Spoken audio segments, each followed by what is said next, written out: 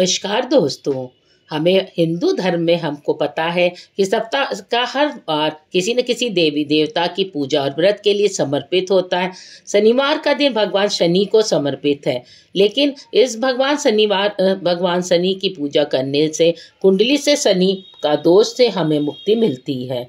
लेकिन यहाँ तक कि हिंदू धर्म में शनिदेव को कर्म फल दाता कहा जाता है। मानता है भगवान शनि लोगों के कर्मों के हिसाब से उन्हें फल देते हैं। इसके अलावा शास्त्रों में शनिवार को हनुमान जी की पूजा करने के महत्व के बारे में भी हम लोगों को बताया गया है। रविवार का दिन सूर्यदेव को होता है, बुधवार का दिन श्री गणेश का, सोमवार का दिन शिव जी के लिए होता है।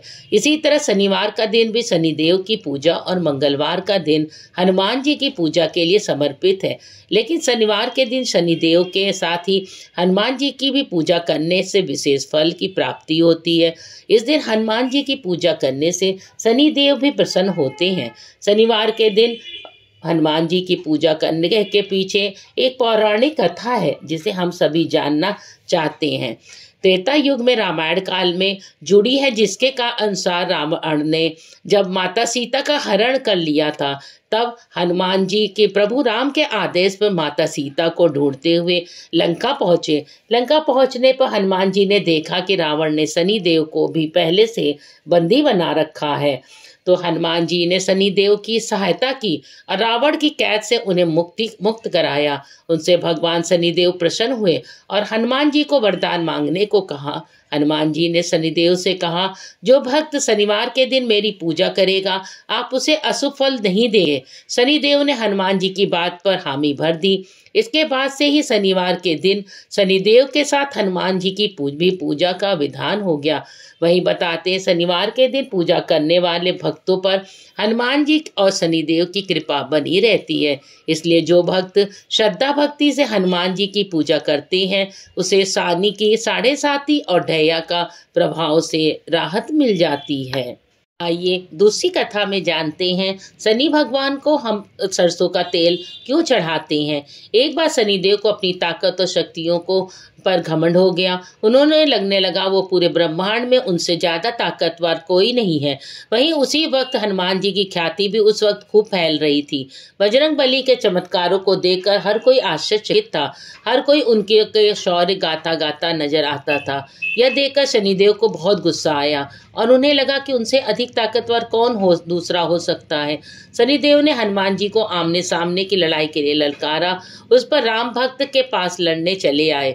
जब शनिदेव ने हनुमान जी को ललकारा, उस वक्त वह अपने प्रभु श्री राम जी की भक्ति में लीन थे। उन्होंने शनिदेव को युद्ध न करने के लिए लाख समझाया, पर शनिदेव न मानने पर दोनों के बीच जमकर युद्ध हुआ। इस युद्ध में जब शनिदेव बुरी तरह घायल हो गए, उन्हें पीड़ा होने लगी, तो हनुमान जी ने युद्ध को रोककर उनके घाव पर सरसों का तेल लगाना शुरू किया। इससे उन्हें आराम मिलने लगा। धीरे धीरे शनिदेव का पूरा दर्द गायब हो गया।